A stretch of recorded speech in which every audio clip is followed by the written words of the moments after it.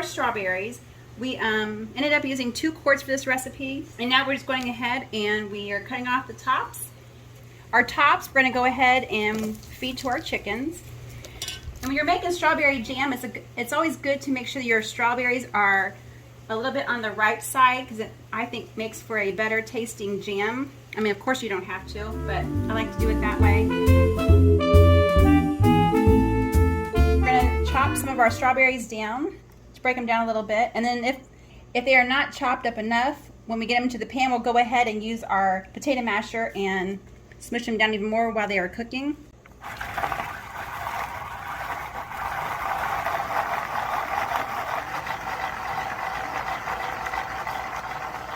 We get our strawberries from the Amish market. There's one here not too far from our home, so that's where we get our strawberries from. And let's see. And then you can tell the kind of the consistency they are. So that actually is pretty good. Now we're going to go ahead and pour these into our pot, and then we'll go ahead and get the rest of our strawberries done.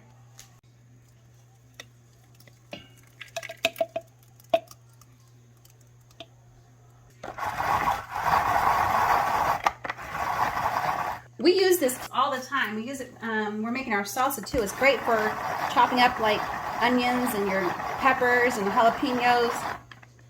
And so now we're doing our strawberries with it. So this was a great little find. Okay, let's see what it looks like.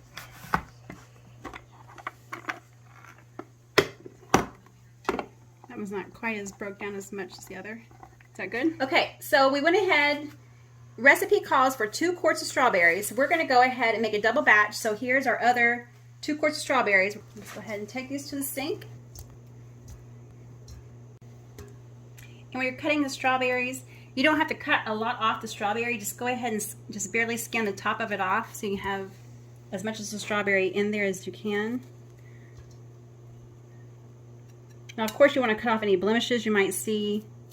It might be a bad part of the strawberry.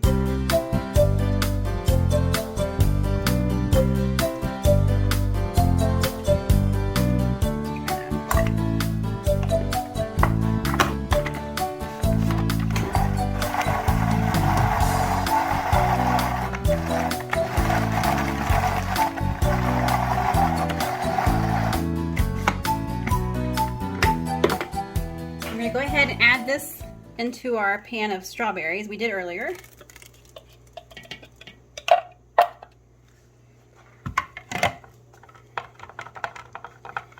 And we'll add the rest of our strawberries. So that will be enough strawberries for 2 batches.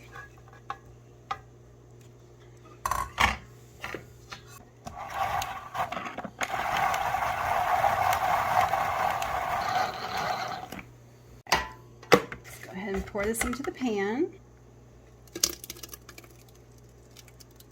So we have our strawberries, our crushed strawberries ready to go. We're going to go ahead and add our packet of pectin to it. The pan that you use for cooking your strawberries in, you want to make sure that it is a big tall pan and a heavy bottom pan, because also it's important to have the height, because when it boils it is going to rise a lot. You want to make sure you have enough room in there. So we're going to go ahead and pour in the pectin. And go ahead and stir it as you're pouring it in some. Get it kind of mixed in. I would use a wooden spoon with this process versus like a metal one. Now we're going to go ahead and bring this to a boil on medium-high heat. When we bring this to a rolling boil, we'll go ahead and we'll come back and we will add our sugar. So we went ahead and stuck our washed jelly jars into our canner, and that way they're getting hot. So when we pour in our hot liquid from the strawberries, we won't have cold jars. And so strawberries is all done. We're going to go ahead and pull these out and ladle in our strawberries, and then we'll put them back into our canner and they'll process for 10 minutes. Also, while you're waiting for your strawberries to come to a rolling boil, you want to make sure you keep an eye on them to be stirring, every once in a while. But it's very important, do not burn your strawberries because it does not take long for them to come to boil. So you got to keep an eye on them.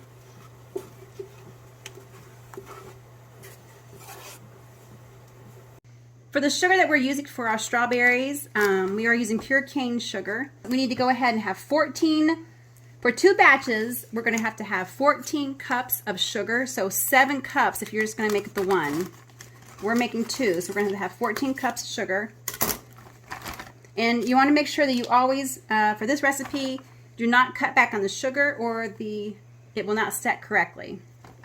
So today we are making our strawberry jam with pectin.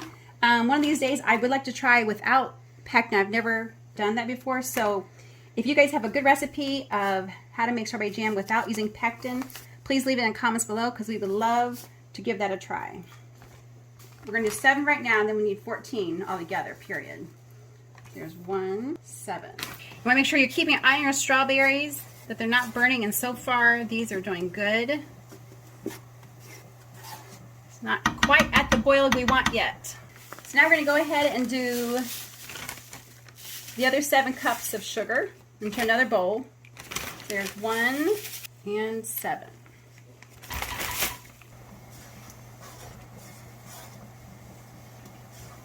Okay, I think it's about ready to go ahead and add our sugar into our strawberry mixture. Looks like it's pretty good boil.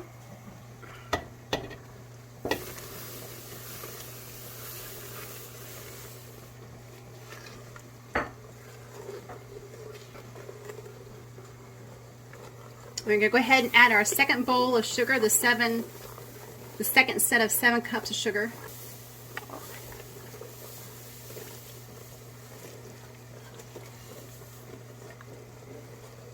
And now we're going to go ahead and give this make sure you stir it really well, get that sugar all mixed in.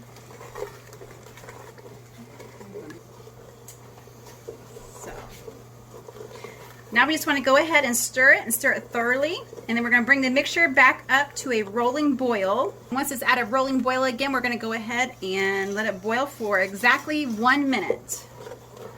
And you want to make sure that during that whole minute, you're going to go ahead and keep stirring the entire time.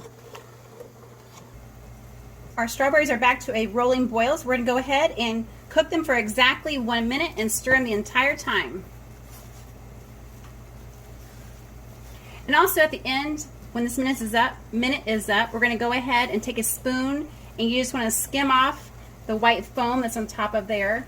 A lot of people in recipes will use a little bit of butter to go ahead, and it supposedly helps take away the foaminess of it, but I don't ever like to do that because I'm always afraid it's going to make your jam taste different, like alter the taste. So we just go ahead and just take a spoon and scoop off the foam at the end.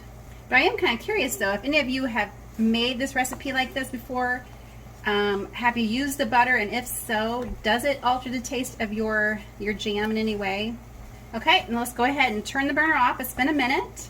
And now if you had an electric stove, this is the point where you want to go ahead and make sure remove this from your burner, of course, because electric will keep on cooking for a little bit. I'm just going to try and skim off the foam.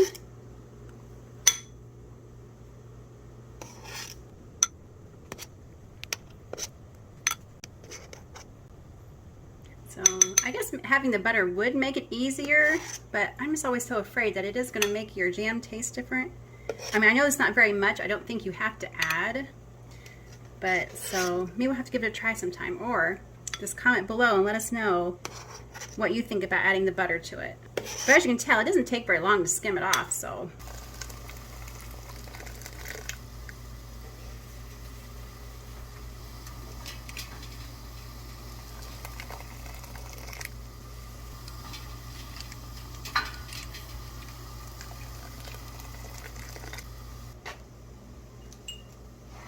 Went ahead and we've got it all skimmed off, and we're going to ladle into our clean hot jars. Went ahead and put our flats into our pan of water. It doesn't have to be boiling water, just be hot. Some even skip this process altogether, but we like to go ahead and still put them in hot water. So we were at an antique store and we found this glass funnel, so we were kind of excited to find a glass one versus using our plastic one we have. We are using the 8-ounce jars, so you want to go ahead and leave a 1/4 inch head space.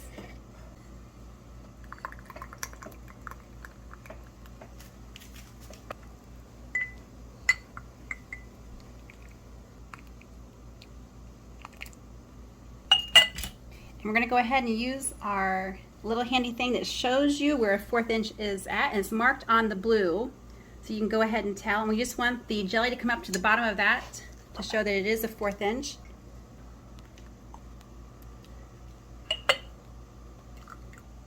I think that's about right. So go ahead and we'll fill up the rest of these jars with our hot strawberries.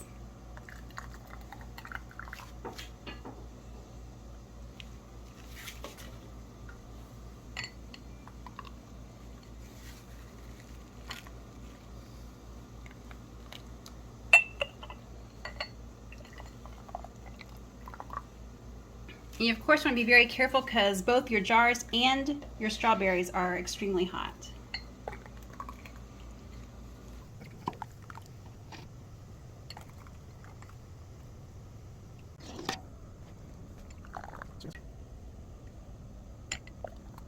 Okay, so we can only process 12 at a time in our water bath canner. So we're going to go ahead and save what is left in there for our next batch. And then now it's very important to go ahead and take a napkin, a clean napkin with some vinegar on it, and make sure you wipe around all the edges of your canning jars clean, or they will not seal well if you don't have the rims all cleaned off.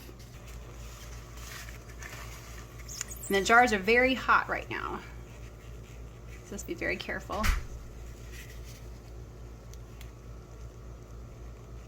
Okay. We've got the rims all wiped down. Now we're going to go ahead and put the flats on. And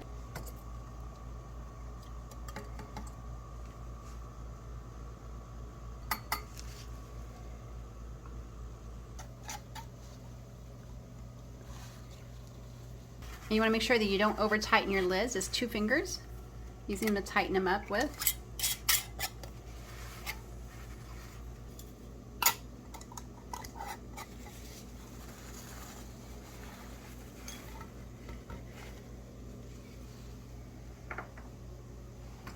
Now I'm just going to go ahead and gently put the jars into our water bath canner. And when all the jars are in there, you want to make sure that your water is at least 1 inch over top of them.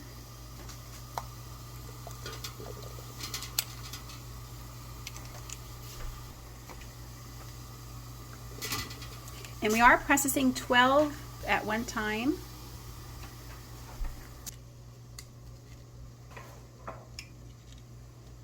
So we've got all 12 jars in there. So once the water comes to a boil, which it almost is now, we're going to go ahead and set a timer for 10 minutes and put the lid on it. And we'll be back. Okay, our timer has gone off, and it's time to go ahead and get our jars out. And of course, be very careful because they are hot.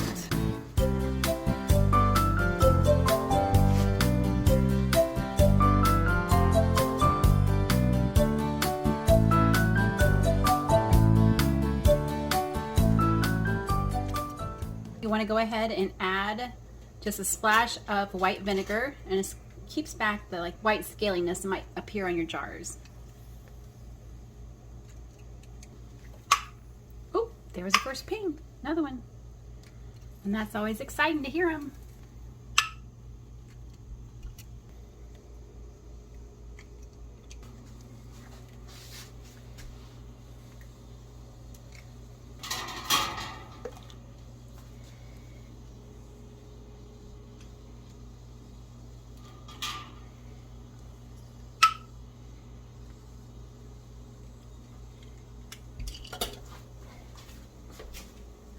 So those pings you hear are the jars telling you that they are sealing correctly.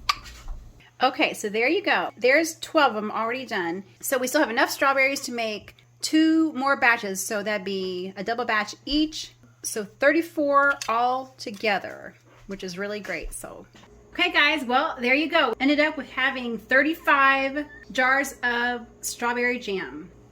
Well, thank you guys for watching. If you haven't already, go ahead and give this video a thumbs up and subscribe. See you next time.